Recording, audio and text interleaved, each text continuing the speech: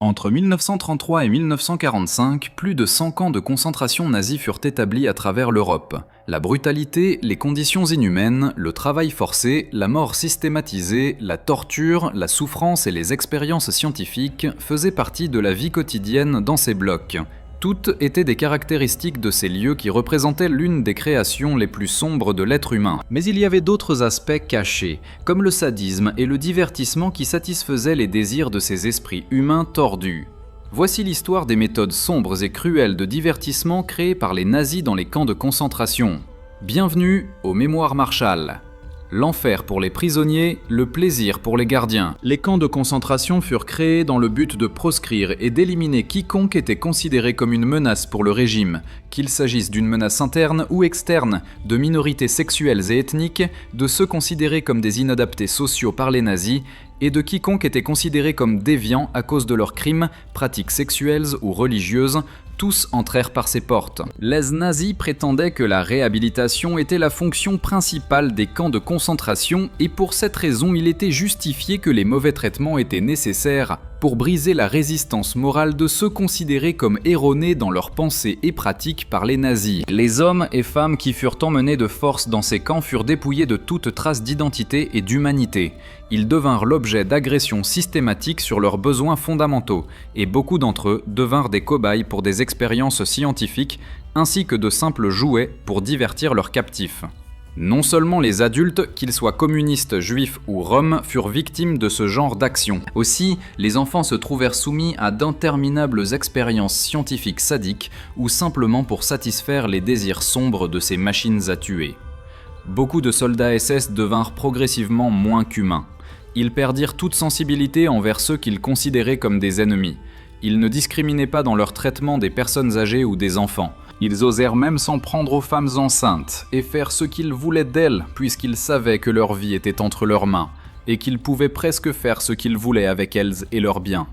Les soldats SS expérimentèrent sur beaucoup de personnes capturées et détenues dans les camps de concentration. Les gens furent objectifiés et beaucoup de soldats SS les utilisèrent pour le divertissement de diverses manières. Parmi les méthodes de divertissement les mieux connues, nous trouvons que les nazis organisèrent des exhibitions de boxe avec les prisonniers faibles. Aussi, des matchs de football avec certains joueurs qui étaient au bord de la mort à cause de la famine. Ils utilisèrent aussi le talent de certains pour créer des orchestres de musique pour couvrir les cris d'horreur dans les blocs du camp. Mais les hommes de Himmler n'utilisèrent pas seulement les juifs et les opposants politiques comme objets de plaisir sportif et artistique, ils les fétichisèrent au point d'en faire l'objet de leurs plaisirs sadiques et sexuels les plus sombres.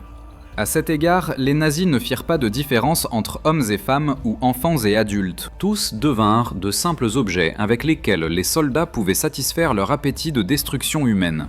Ainsi, avant ou après les avoir torturés, battus et affamés à mort, ou les avoir menés à la chambre à gaz, beaucoup de soldats SS dans les camps de concentration firent ce qu'ils voulaient avec ces personnes, juste pour leur propre amusement. De cette façon, ce qui représentait un véritable enfer pour la vie de familles entières qui virent comment leurs vies furent lentement déchirées et comment elles furent exploitées sous tous les aspects. Pour les gardiens, ces camps de concentration devinrent aussi un lieu de plaisir pour eux. Ils ne remplissaient pas seulement leur devoir envers le Führer, ils étaient autorisés à s'amuser, à avoir du temps pour la récréation et à utiliser les prisonniers comme objets de jouissance et de plaisir. Exhibition de boxe dans les camps nazis. Pour Heinrich Himmler, chef des SS et l'un des architectes de la solution finale, il était très important de garder le moral de ses gardiens élevé. Et pour cela, il croyait que le Reich devait investir dans les activités de loisirs, culturelles et sportives. En ce sens, la boxe fut peut-être l'une des activités les plus importantes développées dans ces murs de l'enfer. Young Pérez était un juif français qui naquit en Tunisie. Il fut champion du monde des poids moyens de boxe en 1931. Seulement 12 ans plus tard, il fut arrêté par les nazis en France occupée. Il fut emprisonné pour ne pas porter la fameuse étoile jaune. De là, il fut envoyé dans un camp de concentration, plus précisément à Auschwitz-Monowitz. Bientôt, ses captifs le reconnurent. Son visage semblait familier, et bien que son corps fût déjà meurtri, il montrait des signes d'être un athlète discipliné. Un jour, les gardiens demandèrent à Young de leur donner une démonstration de boxe privée. Là, Il leur montra ses meilleurs tours tandis que les gardiens riaient et profitaient d'un spectacle privé pour lequel d'autres citoyens auraient payé une fortune. Young Pérez fut autorisé à s'entraîner pendant quelques jours et reçut même quelques rations supplémentaires afin de retrouver une partie de la masse musculaire qui avait été si mal endommagée par son temps dans l'enfer qu'était Auschwitz. Des jours plus tard, les soldats lui suggérèrent de combattre un garde SS, un soldat plutôt corpulent d'environ 75 kg et 1,80 m. Ce fut un combat de 3 rounds où Young sortit victorieux. On lui assigna alors un autre adversaire qu'il vainquit aussi, un détenu nommé Paul Steinberg. Les gardiens le regardaient avec admiration et plaisir.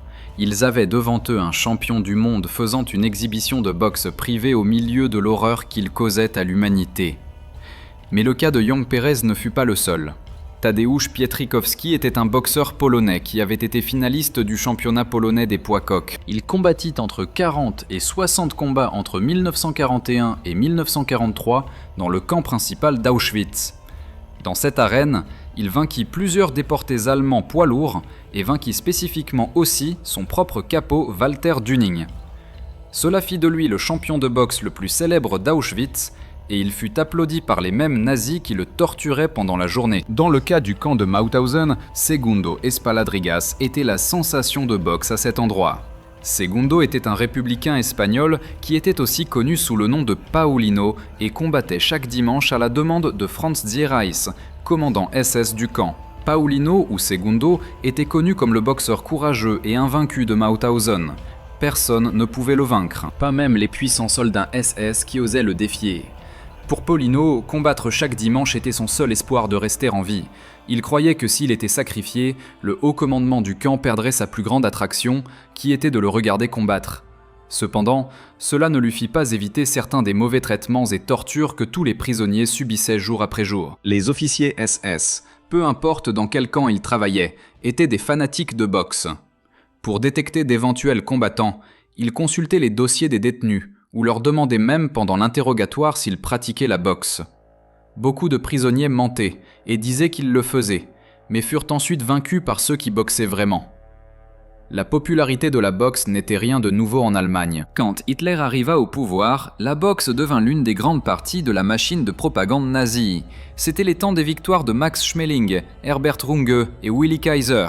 Tous les trois avaient été victorieux aux Jeux Olympiques de Berlin de 1936 et furent exploités par Goebbels pour réaffirmer sa théorie de la supériorité raciale. La boxe fonctionna non seulement comme méthode de propagande, mais aussi comme moyen de contrôler et canaliser la violence de la société nazie de manière contrôlée. Les soldats SS étaient alors des fanatiques de boxe, et le régime allait leur donner leur divertissement favori en échange du supposé service patriotique qu'il rendait au Reich en capturant et torturant des juifs à Auschwitz et dans le reste des camps de concentration. Mélodies de l'enfer, les orchestres de mort dans les camps. Hitler aimait la musique.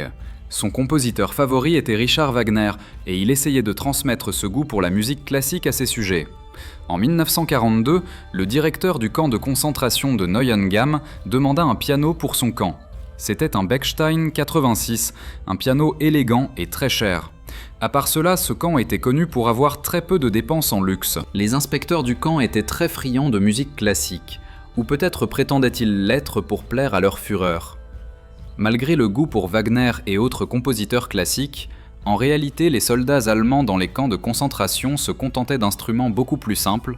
L'harmonica devint l'instrument de choix dans les camps et fut utilisé par les prisonniers et les gardiens également. Un autre instrument qu'on avait l'habitude de voir beaucoup autour des blocs était l'accordéon. Cet instrument accompagnait les rares moments de loisirs que prisonniers et gardiens pouvaient avoir, mais il était beaucoup plus commun de le voir chez certains des détenus polonais qui gardaient quelques forces dans leurs bras pour en jouer amicalement. Les officiers SS avaient une faiblesse pour ce dernier instrument d'origine allemande et se rassemblaient pour écouter ceux qui pouvaient en jouer. Les dirigeants allemands eurent du mal à trouver des musiciens professionnels pour jouer pour eux dans les camps. Alors ils décidèrent d'improviser de nouveaux orchestres avec des détenus qui joueraient gratuitement pour eux en échange de quelques rations de nourriture supplémentaires. À Auschwitz, le premier orchestre formé entièrement de prisonniers commença à jouer en janvier 1941. De ce moment jusqu'à leur libération, des concerts furent tenus chaque dimanche sur l'esplanade derrière le terrible bloc 24. Ce bloc n'était ni plus ni moins qu'un bordel où les soldats nazis assouvissaient leur appétit sexuel avec des prisonnières forcées à se prostituer. De cette façon, les gémissements de douleur des agressions sexuelles de ces innocentes femmes juives étaient couverts par les belles mélodies jouées par les musiciens forcés de donner un concert pour ces soldats sadiques. L'orchestre d'Auschwitz avait un programme varié, qui incluait des œuvres de Beethoven, Schubert, Bach et Wagner lui-même. Un autre camp de concentration ne voulait pas être laissé pour compte face à l'initiative novatrice des hiérarques d'Auschwitz. Ce furent les autorités du camp de Birkenau qui créèrent le deuxième orchestre de prisonniers. Là, les musiciens recevaient un traitement préférentiel par rapport aux autres prisonniers et surtout aux prisonnières. On leur donnait une ration supplémentaire de nourriture et même des rations d'eau de vie en échange de leurs services musicaux. Les musiciens de Birkenau expérimentèrent même avec des mélodies sud-américaines, en plus de jouer le répertoire classique demandé par leurs bourreaux. Tel fut le succès des orchestres de prisonniers SS que les camps industriels du complexe d'Auschwitz commencèrent à avoir leurs propres orchestres pour réjouir les sauvages captifs nazis. Coco Schumann était un jeune Allemand qui fut un pionnier du swing dans cette terre. Il fut emprisonné à Theresienstadt puis déporté à Auschwitz. Schumann trouva probablement son moyen de survivre à l'enfer sur terre parce qu'il était très populaire auprès des soldats. Les gardiens demandaient à son orchestre de jouer son classique, la colombe, pour rassurer les prisonniers alors qu'ils marchaient vers la chambre à gaz. Ainsi, ce succès du swing allemand devint la mélodie pré-mortem entendue par des centaines de juifs. Un autre orchestre célèbre fut formé dans le camp de femmes de Birkenau sous la direction de la superviseuse en chef Maria Mandel. Il était dirigé par une prisonnière juive nommée Alma Rosé. Elle organisait 2 concerts par semaine pour le plaisir de ses captifs. Le groupe commença à jouer sur des instruments saisis aux juifs assassinés. Alma Rosé était si acclamée par l'audience nazie à Birkenau qu'un jour elle fit taire 2 gardiens qui continuaient à parler pendant que le concert se déroulait. Après un moment, elle réalisa que ce geste qui lui venait naturellement aurait pu mettre fin à sa vie. Mais Alma était trop importante pour le loisir de ses soldats et gardiens, et pour cette raison, ils lui épargnèrent la vie. Échecs, cartes, tarot et plus de divertissement pour les nazis. Les gardiens SS aimaient aussi jouer à une large gamme de jeux de société. Des demandes venaient des directeurs locaux pour de tels jeux, qui faisaient fureur dans les familles nazies. Il y avait des jeux de tout type. Jeux de dés, jeux de cartes, jeux de stratégie.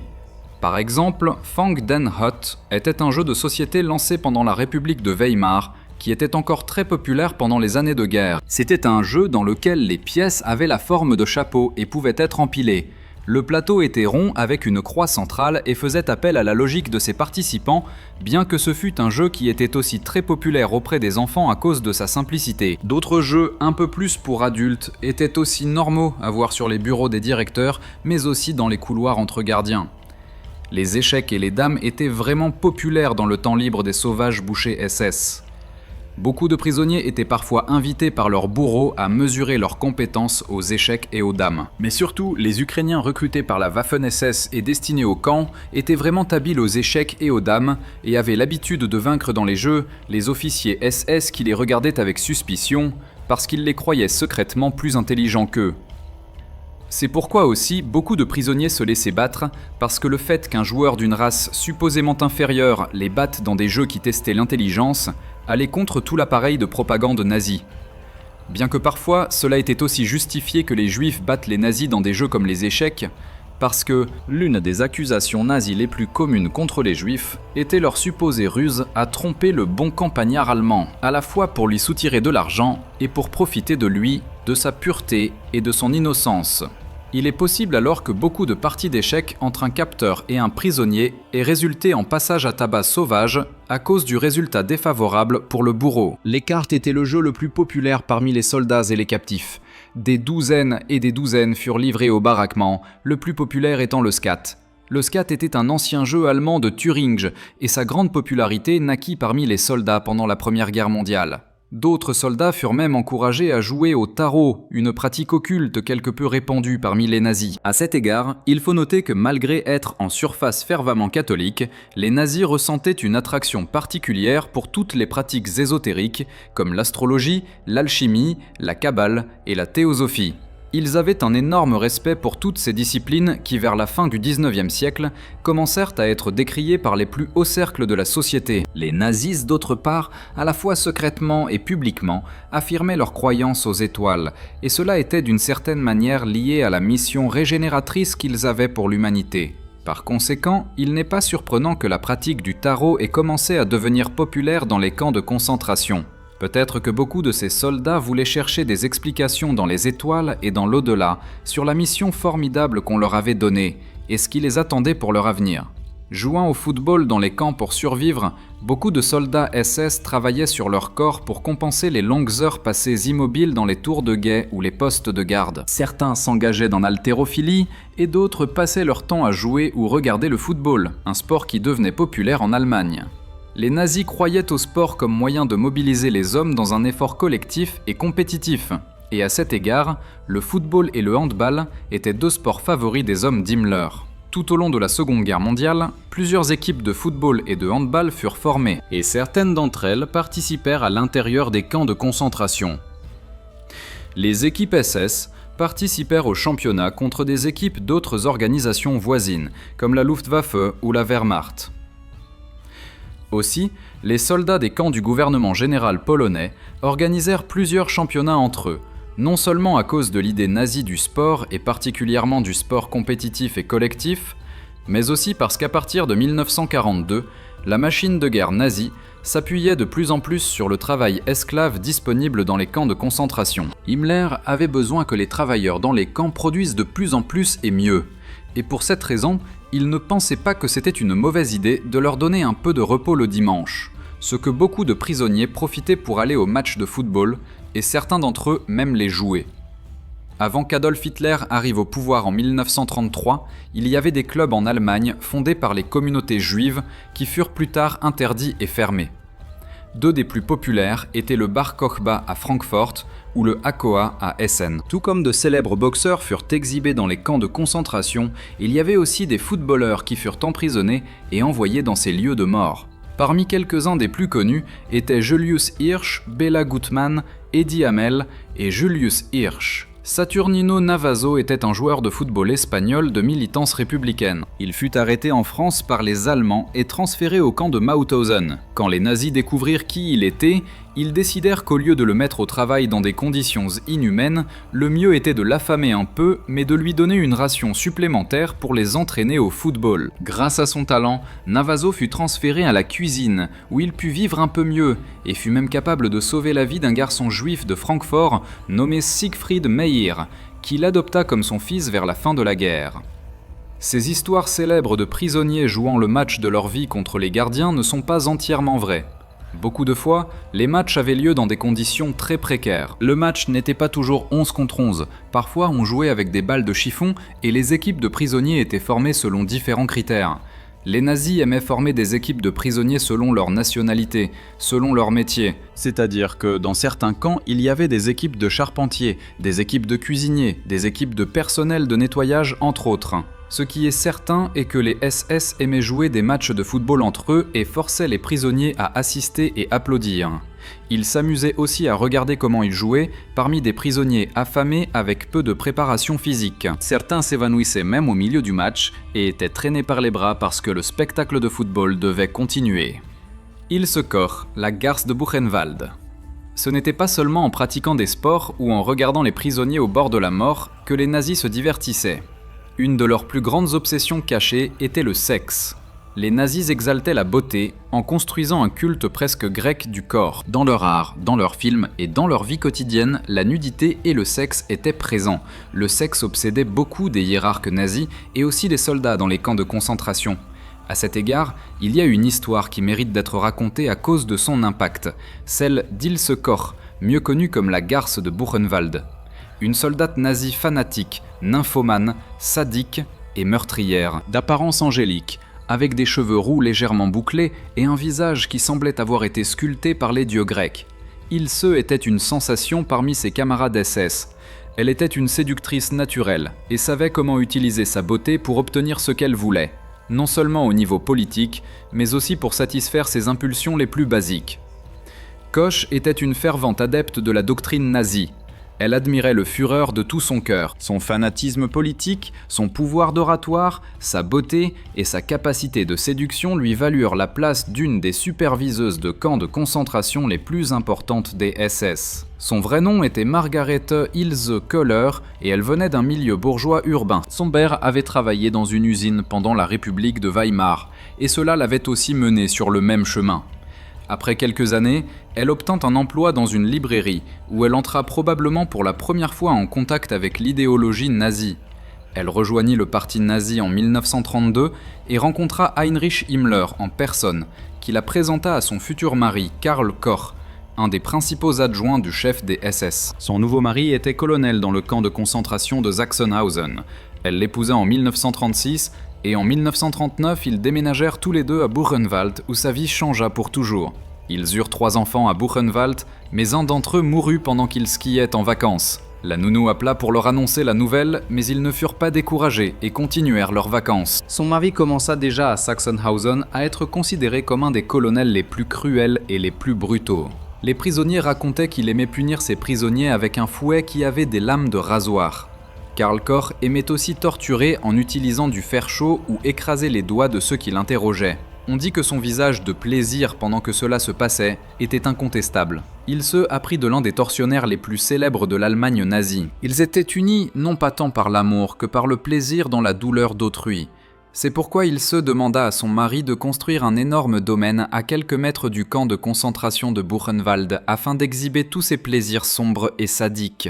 Dans ces murs, Ilse et Karl organisaient des orgies collectives dans des salles pleines de miroirs. Ilse Koch commença à remplir ses placards avec les vêtements et parfums les plus chers d'Europe.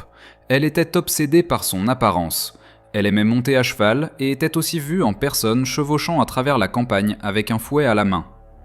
Un autre de ses grands plaisirs était de lancer des chiens affamés sur des prisonnières enceintes. Ilse riait et criait de plaisir à la vue d'un tel spectacle horrifique. Cela, elle le faisait pendant le jour, mais pendant la nuit, Koch se transformait en démon encore plus dépravé. Dans cette salle de miroir, elle organisait des orgies lesbiennes avec jusqu'à 12 femmes en même temps, et les subordonnés de son mari participaient aussi à ces spectacles qui étaient pris presque par obligation par cette femme redoutable. Une des pratiques les plus dépravées d'Ilse était d'attendre avec des seins nus les nouveaux prisonniers qui arrivaient à Buchenwald tremblants de peur. À eux, elle commençait à faire des commentaires sexuels et prenait leurs mains vers leur corps. Mais quand ils osaient la regarder, elle les frappait avec son fouet. Sa dégénérescence n'avait pas de limite. Lampe avec peau humaine et autres passe-temps cachés d'Ilse Koch. Tout en exhibant ses plaisirs nymphomanes sur son énorme domaine, Ilse Koch, la garce de Buchenwald, découvrit un nouveau passe-temps caché, celui de faire des meubles avec de la peau humaine. Le 11 avril 1945, un jeune soldat américain nommé Abner Jennett vint à quelques casiers à Buchenwald. Quand il entra dans cette salle, son visage pâlit. Il trouva des lampes délicatement façonnées peintes avec de beaux papillons et oiseaux. Jennett s'approcha de la lampe et trouva que quelque chose n'allait pas. Quand il entra en contact avec elle, il commença automatiquement à vomir, comme le firent ses collègues. Il ne pouvait pas croire leurs yeux. Les lampes étaient faites de peau humaine tendue étroitement. Soudain, derrière son dos apparut une femme avec un visage angélique et des boucles colorées. C'était Ilse Koch elle-même, qui lui dit que les lampes étaient à elle, et lui demanda s'il pensait qu'elles étaient belles. Elle ne montra aucune honte ou regret, mais plutôt de la fierté dans son œuvre macabre. Mais pas seulement des lampes. Koch avait aussi un énorme sac à main très coquet, fait du même matériau. Les lampes n'étaient que le début d'un spectacle digne du pire film d'horreur imaginable. Ilse Koch aimait aussi décorer sa maison avec d'autres objets. La garce de Buchenwald avait une passion pour collectionner des têtes humaines des prisonniers de camps de concentration assassinés. Elle en avait plus de 12 exposées dans son salon. Leur taille était particulière puisqu'elle les avait fait rétrécir chimiquement pour les rendre plus petites que la taille normale. Koch avait une obsession avec la peau humaine sous toutes ses formes. Elle aimait aussi les tatouages. Dans sa maison, les soldats américains trouvèrent des albums photos de tatouages de prisonniers. Et on croyait qu'Ilse avait un grand intérêt pour ce type de travail de peau. Cet album photo avait été assemblé par un de ses nombreux amants, Le docteur SS Eric Wagner, on dit qu'il s'était devenu si obsédé par son travail qu'elle avait demandé à son mari de tuer tous les prisonniers que Wagner avait photographiés afin d'avoir leur travail de peau exposé dans sa maison et de pouvoir faire divers objets décoratifs ou vêtements avec leur peau. Ce corps aurait mis au travail pour elle dans la dissection de cadavres pour ce type de divertissement. Les mêmes prisonniers qui avaient été jusqu'à ce moment-là camarades de baraque de ces hommes infortunés tués pour leurs tatouages. Un prisonnier alla même jusqu'à prétendre qu'Hils aurait fait des culottes avec de la peau humaine tatouée. Il était un de ces prisonniers qu'Hilsekor allait chercher à la porte du camp de concentration pour le séduire en lui montrant une partie de son corps. Et quand il succombait au charme de la garce de Buchenwald, il pouvait voir ses culottes, mais son destin était déjà écrit, et minutes plus tard, il serait brutalement battu avec les fouets pour plus de plaisir de la dame nazie insensible. Son goût pour la dissection et la décoration avec la peau humaine transcenda bientôt les frontières de Buchenwald et devint le goût d'autres épouses de commandants de camps de concentration. Certains gardiens SS aimaient battre les enfants juifs contre les murs jusqu'à ce qu'ils s'évanouissent, au désespoir de leur mère qui était capturée et ne pouvait pas s'aider elle-même. D'autres enfants à Auschwitz et Buchenwald avaient désespérément faim, et cela les menait à chercher de la nourriture partout où ils pouvaient. Les enfants et adolescents plus braves osaient l'interdit pour voler de la nourriture des officiels du camp eux-mêmes. Beaucoup de ces enfants finirent de la pire façon, non seulement assassinés, mais brutalement battus à mort. Les enfants dans les camps de concentration se trouvaient sujets à des conditions sous-humaines. Certains étaient envoyés au travail forcé. D'autres devaient vivre avec la faim comme leur sensation quotidienne. Certains autres virent leurs frères et sœurs plus jeunes mourir dans leurs propres bras, devant le regard indifférent et parfois plaisant des soldats SS. Mais le plus macabre de tout est l'histoire d'Eva et Myriam, sœurs jumelles qui devinrent le jouet favori du terrible Joseph Mengele, connu comme l'ange de la mort. Eva et Myriam Moses-Kor furent envoyés à Auschwitz avec leur famille en 1944. Joseph Mengele, en ces années déjà connu comme l'ange de la mort, effectuait toutes sortes d'expériences sur les êtres humains, là, à Auschwitz. Une des plus grandes obsessions d'un des plus grands criminels de l'histoire de l'humanité était de découvrir le secret derrière la naissance des jumeaux, parce qu'un des plus grands objectifs du Führer était de faire reproduire les Allemands rapidement et peupler toute l'Europe de l'Est. Pour atteindre ce but, Mengele croyait que découvrir le secret derrière la reproduction des jumeaux pourrait aider cet objectif pour que de plus en plus d'Allemands soient capables d'avoir 2 ou 3 enfants. Eva et Myriam n'avaient que 14 ans quand elles tombèrent dans les terribles mains de Joseph Mengele. Ce docteur de l'enfer avait l'habitude de se promener autour des baraques d'Auschwitz dans un costume blanc immaculé et attirer les enfants avec des chocolats pour les saluer. Mengele les traitait bien initialement, mais dès lors, il scannait leur corps pour découvrir s'ils étaient vraiment adaptés pour ces expériences. Ainsi, il rencontra Eva et Myriam, qui devinrent ses jouets favoris pour l'expérimentation scientifique. Mengele aimait attacher les jumelles par les bras pour restreindre leur circulation sanguine jusqu'à ce qu'elles s'évanouissent. À ce moment, Mengele injectait des produits chimiques dans leurs yeux et leur donnait plus de 5 injections dans d'autres parties de leur corps. Les prisonniers à Auschwitz racontaient comment les enfants s'approchaient toujours avec empressement de Mengele, qui semblait inoffensif, et chaque fois qu'il quittait ses baraques d'expérimentation, il sortait en pleurant et criant. L'ange de la mort, d'autre part, sortait avec un sourire d'une oreille à l'autre et sifflant quelques mélodies classiques. Non seulement avait-il accompli son devoir scientifique, le docteur sadique prenait plaisir à effectuer ce genre de martyre sur les enfants juifs et gitans, le bordel de Mauthausen. À cet égard, un grand problème pour Hitler semblait être l'homosexualité. S'il y avait des hommes et femmes avec ce type de décision sexuelle, la possibilité de se reproduire était raccourcie. C'est pourquoi Himmler pensa que ce serait une bonne idée d'installer un réseau de bordels dans les différents camps de concentration. Tandis qu'en Maître la mort avait lieu en série, les soldats SS chargés de faire fonctionner ce système lugubre pouvaient avoir des relations sexuelles promiscues, afin de ne pas oublier leur masculinité et ne pas être tentés d'avoir des relations avec d'autres soldats, ou pire encore de se mélanger avec des femmes juives et être tentés d'attaquer sexuellement leurs prisonnières. Un de ces bordels célèbres était celui installé à Mauthausen, le premier installé pour l'amusement de ces gardiens insatiables. Dans ce camp, le bordel fut installé dans la baraque numéro 1 et dans un bâtiment dans le sous-camp de Gusen. Là passèrent rien de plus et rien de moins que 35 femmes allemandes d'origines humbles qui furent recrutées avec l'objectif qu'elles seraient bientôt libérées. Cependant, cela n'arriva pas, et le bordel à Mauthausen devint un enfer pour elles, tandis qu'il rassasiait l'appétit sexuel des meurtriers SS.